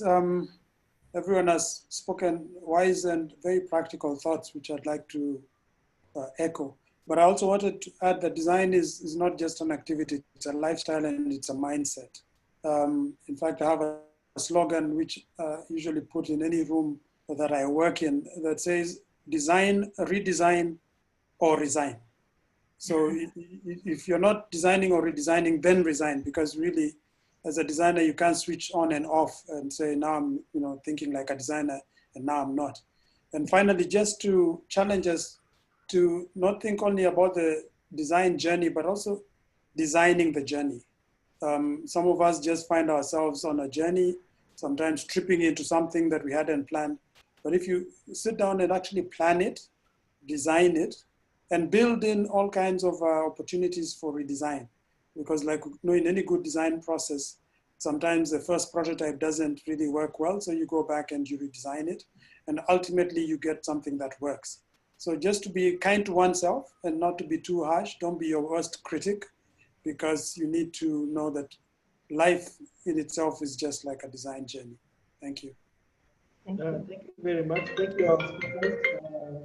Really appreciate for your time, for coming to speak with us on this topic. I know maybe some of you are busy, some of you are in the office, but we really appreciate your time, and we'll keep on developing these discussions as we go by. I'd like to welcome the Malaki to give us the closing remarks. And maybe he can, since we are celebrating 10 years of Design Kenya, he can give us our journey also, a short preview of our journey. Welcome, Malaki. And as Malaki joins in, I'd like to say thank you to James Chunguli. He has been keeping the Facebook side very active and answering some of the questions also on that side. Thank you very much. Malaki? Good evening, everyone. I want to take the first of all to thank you for having sacrificed your time to tune into this particular vital topic or issue that has been discussed. And of great regards is to our speakers. Great recognition of Professor Mugendi. Is always a pleasure listening on to you. I'd like to say that since this discussion started, I went to Facebook. I was actually on the road and I went to Facebook, listened into each and everything that has been discussed, and those have been good insight from Professor Mugendi and of course Adrian, who have actually weighed in as far as this particular topic is concerned, and of course Gladwell and of course and Beryl. A lot has been discussed that I don't want to go back into, but just to maybe just make a few remarks based on whatever's coming. And I'd like to pick it where Professor Mugendi mentioned that design is about storytelling. And each and every design actually has to have a story to tell the difference is actually how you tell your story, or how long or how short your story is, and of course the quality of your story. But at the end of it all, each and every designer has to have a story. Whether you're a stammerer, you still have to tell your story, because that is actually what design is all about. And in as far as African design is concerned, we really can't talk about African design if first of all we don't understand our own African cultures. And before even looking at the African design, you have to start from our own, from our village down the village. Because as far as the design is concerned, design creates culture, culture shapes values. And of course, at the end of the day, value is actually what determines the future. So it's all about trying to understand what our cultures is from a smaller scale, even as we go to the bigger scale, so that even as we come up with design that are actually motivated from our cultural background and roots, it's actually good to look at what our cultures and our roots are all about, even before going deep and designing them. So let's not have fear about the element of designing our own cultures. We've made a lot of noise about the Western cultures, and of course, we've forgotten about our own cultures. So let's start from our own, because even as what Professor Mgendi was saying, when people, when you go somewhere and people are talking about designers, you realize people start shouting names of Western designers, as opposed to our own designers, even your teachers who are actually your immediate mentors. So let's try and nurture that element whereby we celebrate our own, even before celebrating even the other designers. Of course, they challenge us, but also let's start celebrating our own. And as far as creativity is concerned, we can't really use up creativity, because the time you use up creativity, it means you are dead gone. So creativity can't be used up. So the more you use your creativity, the more you have it, because when you release some, you get more. So the question is, I'd like to challenge us, for those of us who've not been reading much, the thing is, what is that you're doing in as far as your profession is concerned to add value to your profession? What is that is it that you can be able to sacrifice to enhance your knowledge about design? It's not about what you are taught in school alone. That was just a first step. But after school, what is that you're doing to enhance your design skills? What is it that you're doing to enhance your knowledge about design? So it's all about reading about design and practicing design. As Professor has mentioned, design is all about a journey. But of course, this particular journey, to me, as far as I'm concerned, it is an endless journey. Because to me, I say my journey for design will end when I'm 6 feet under in good old age. But as it is right now, to me, it's an endless journey. I've started the journey continues to grow each and every time. And of course, when you meet other designers, you get to get more skills in as far as it is concerned. So let's not fear about the element of getting to perfection. I know some people, and as far as portfolio is concerned, you want to show your best. Some people, your best is actually an off, and your off is actually a yes. So it depends on what kind of a clientele you are trying to reach into. So let's not have this notion about I'm at my best. And they usually say that in design, you'll never arrive, because at the point whereby you arrive in design, I think you're off. So in as far as the design journey is concerned, there's no point of arrival. And let's not get to a point whereby we say that I've arrived in design. And I'm glad my professor is here, Professor Mgendi, even him as is concerned with all the vast knowledge, he's still learning. He's still actually getting exposed. He's still actually doing more research, because you never arrive in design. So as young designers, me being part of that particular thing, let's ensure that whatever we do, we try to expose ourselves to elements that can make us even to move from one step to another step. And in that particular case, we never get to arrive. And let's not have that element that I have arrived. Nobody arrives in design. And if you arrived in design, it means now your chapter is closed. But all in all, I have to say that I'm actually impressed by this particular initiative, especially of the young designers. And great respect to Mike and Kay, who have actually been on this particular issue about the young designers, trying to bring them together. And this is actually where I need to go in terms of the future design. This is where the future design is, whereby we are starting now, of course, continuing that particular journey even into the future. And as far as DKS is concerned, yes, as a DKS, we truly support this particular event of young designers. And that's why in each and everything we do, we'll always have the young designers in mind. And in such kind of a situation, we are organizing on NIDEC 2020. And the good thing that it coincides with our 10th anniversary as DKS. And we want to celebrate designers who made a mark. We want to celebrate them in a way that they can be able to feel appreciated. We want to celebrate them by putting them on the spot. And of course, we're looking at how we can be able now to come up with various programs whereby you can be able to appreciate designers. Of course, we have older designers, we have the middle-aged designers, we have the young designers who are still in school. And as far as you're concerned, all of them are designers. And at one point, we were there. And given that what Professor said, if you're not a mountain, try lean on one.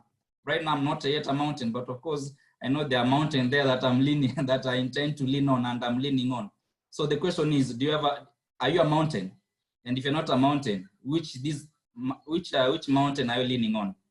Is it a tall mountain? Is it a short mountain? Is it a wide mountain? Is it a thin mountain? So either way, lean on a mountain so that you can be able now to propagate the agenda of design and Design Kenya Society. So we'll be celebrating our 10th anniversary this year in September. We're a few weeks to go. And we are actually lining up various events that will lead into that particular discussion. I'll need to mention that it's going to be an online discussion. We're going to have an online discussion with, of course, the international speakers and, of course, our own local speakers, Professor Mugendi being one of them. Of course, Adrian also being one of them. So we're in the pipeline, and of course, we'll be sharing with you more information even in the next coming weeks in terms of posters and flyers, what you're planning to do. But as far as this DKS is concerned, we're up to the task, and ours is actually to propagate the conversation that relates to design in Kenya and of course in the region and of course globally. So thank you so much for having had this particular opportunity for me to be able to make those few remarks. What I can be able to say that I endorse this kind of discussions. If you can be able to have them weekly, Mike, the better, because they keep members on toes. I actually had to get into another meeting, but I told myself, let me come into this particular meeting and just be a listener, because at the end of the day, learning doesn't end. In as much as I'm a designer, yes, to me, every day is a learning experience. And that's why in this meeting, I decided just to sit in and listen to the young designers and the senior designers who made actually commendable comments in as far as African design is concerned and of course their journey. So thank you so much, and God bless.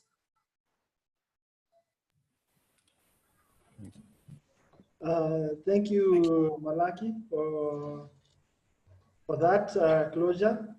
So ladies and gentlemen, thank you very much for joining us today for this discussion.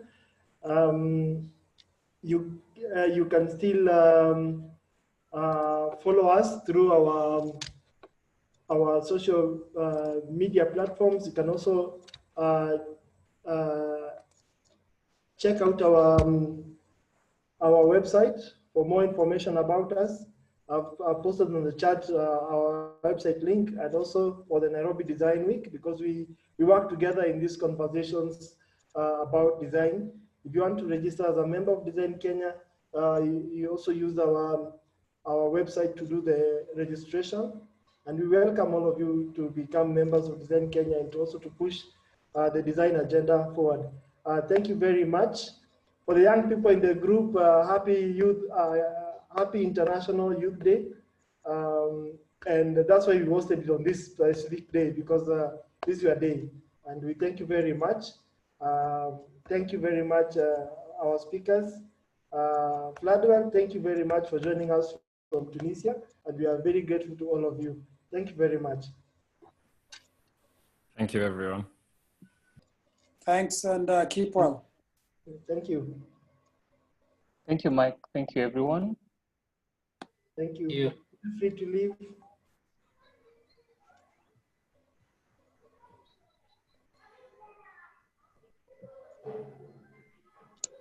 Thank you.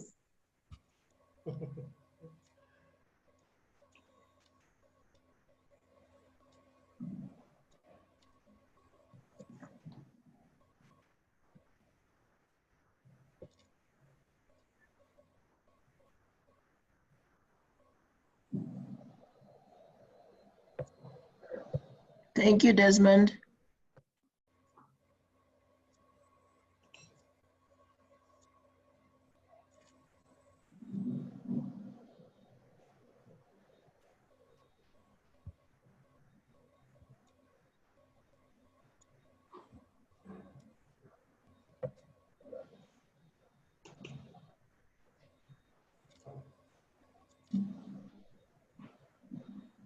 Malaki has left. Yeah. You're supposed to remain. Si ulimwambia akisema anaenda meeting. Anaenda meeting ingine. You didn't hear him say I had to go for another meeting, but I stepped in here. It is well. Very good event. Engagement online was 163. As in, Wow. people who were seen, we had a steady, people reached 169. Yeah. So and then we had. Do you think after an evening meeting is better? I think for students, it's up to them to decide what they want to do, because they're the ones who said this is the time they wanted.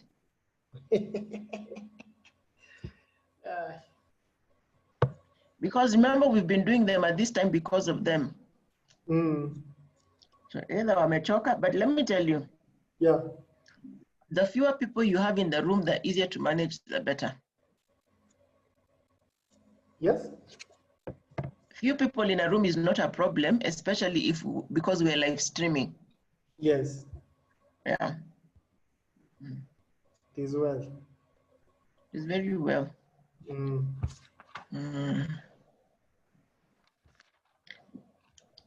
So what are we doing? Are we reviewing? What are we doing? Now, for the students, do we need another session?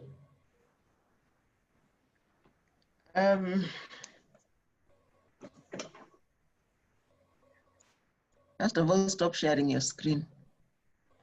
I'm Sawa. And how do you people put this image? My image is tied to my account. So, let's see. Which image? The virtual one, like the one Malaki puts? No, like the one you put. Mine is that's the profile picture on my Gmail, on my Zoom account. Oh, okay. You know, I have an actual Zoom account. Oh, yeah, okay. So when I log in from my account, that's what I get. When I don't do it from my account, then in other places I just have a blank screen. I think. It was a good meeting. I think it was a very good meeting. Yeah. Also, when you see people like Chunguli coming to the thread, I haven't seen Chunguli in a while. He does not even answer. He was supposed to come for typo hakujibu hata message hata. He didn't jibu emails, but you know he follows me on Facebook. So what I did, once the video started, I shared it to my Facebook page. Yeah. No, I shared it in the group. He's in the group, so I shared it into DKS group. Yeah, okay. So he liked it, and then he started watching from there. He came now to the actual page. Wow.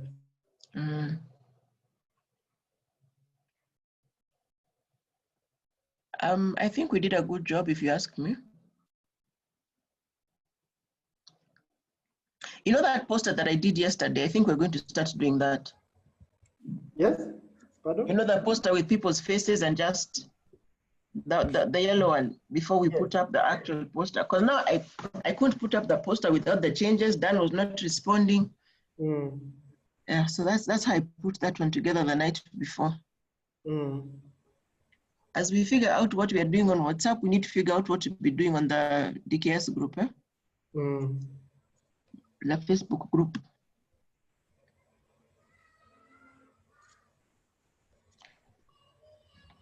So, I was trying to open my calendar, then I forgot. The calendar. So we do theirs once a month. Are you saying then we need to do one in September before NIDEC? For students, that's for students.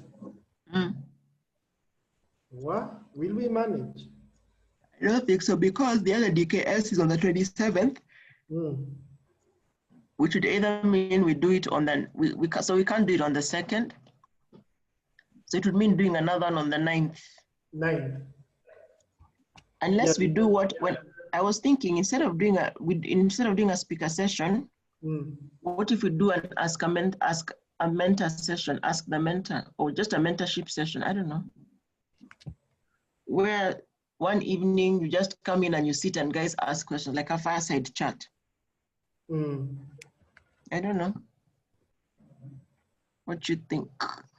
That one is nice. Yeah, so guys come one evening, we just chill, we sit, we ask questions, we talk, just like that. Evening? Evening. Kituka 7-ish. Okay, that can be nice. So then we propose that on the group. We tell guys, want to do like a fireside chat for the next one in the evening? What do you guys want to discuss? And we just come and have a conversation. And then even if we invite like some of them, even if we invite a professional, yeah, then we bring someone like Kute into that conversation. You know, somebody easy and light. Yes. Then guys can just ask questions. Yeah. Yes, I think that's how we do the next one. So there's variety. And then the poster for that one is very simple, fireside chat, a design fireside chat. And see, of course, most of them don't know what a fireside chat.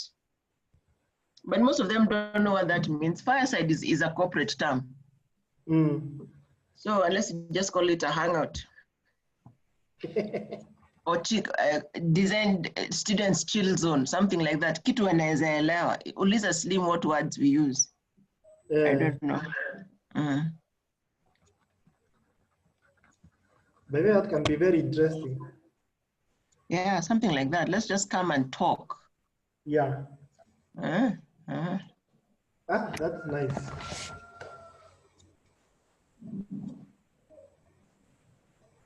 That will work. Na ile nani alikuwa na suggest Kute? Ipi? Na akasema she's willing to take people through research methods. Yeah, that's like a webinar. That has to be like during the day. Do you think they listen at night? No, I'm saying hii students iko sawa. Nasema sasa ile there is that proposal ya nani? Ilikuwa ya Esther Kute. Yeah, the one for design. We can use that for design machinani. Yeah. So when do we do that one? We do that one maybe as the October event. Alikuwa anasema tunajua sasa kuna nini? Kuna ile Laila kalifanya. Yeah. But alikuwa anasema nini? Another clinic focusing on research methods. That's why I'm saying in October. My friend, we have night deck. We have 6 weeks to night deck. So we can't do a clinic hapo katikati with you and I know you can see all the work that is still undone for night deck. That's the October event. So we have 23rd because our event is your week at 24th. So October. Nani huyo? We can panga karibu. Maybe October 21st ndio tujipatie wiki moja ya kupumzika, ile wiki ya mwisho ya September. And then maybe on October 20. Wait. Will that replace a meetup or is a clinic? If we do that one, if we do that one, does it replace meetup or is just a standalone clinic? You know, like the abstract was just a clinic on top of the monthly meetup. Yeah, it can be a standalone. Okay. So it doesn't have to be like on a Thursday. So we do it in October. Sawa. Ama October 20th. Sijui watu watakuwa nyumbani. Do you think they will log in on a public holiday? Please. But we can ask them. Yeah. We can ask them. Because it's specific, so it's very specific.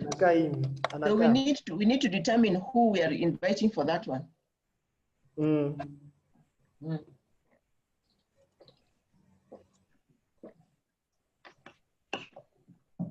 Haya. I think nimefika mwisho. I don't know what else we can do. Yeah, I think we are. Because now the next event, which we have already discussed, we just need to make notes about, is the next event is the August 27th, right? Yeah. Which is an African event. I hope you're taking notes.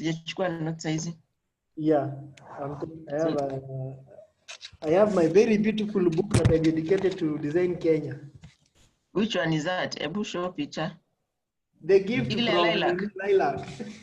Oh, young God, I used it that day and I will not use it again. Mimi nimesonga hiyo ni mambo yote ya DKS ndio naandikanga hapa. That's a good idea. So what title can we give that meeting?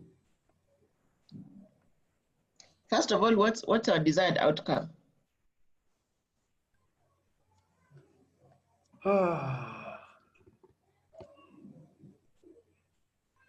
Discussions around African design. Okay.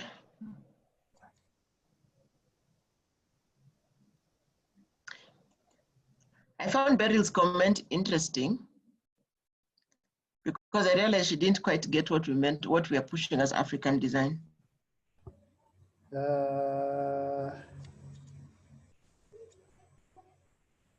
Do you think, okay, can we say concept of African design? The concept of African design? Yeah. Sounds interesting. Concept of African design. Are you going to still look at challenges? Challenges First of all, we define what African design is. Yeah. And then we do the history of. Then we do challenges at the event. Yeah.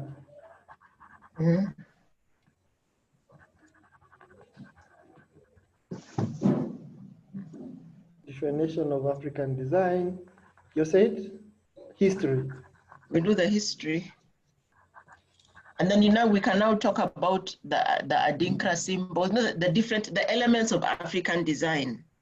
Exactly. Yeah. Is what I was calling concept. The elements.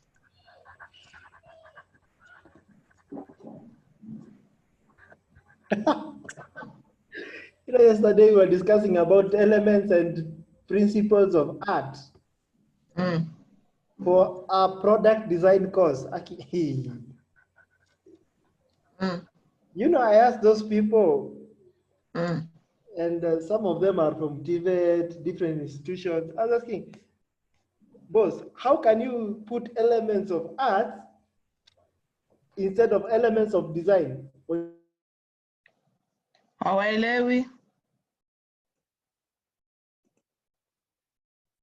They're talking about product design. They were giving like one topic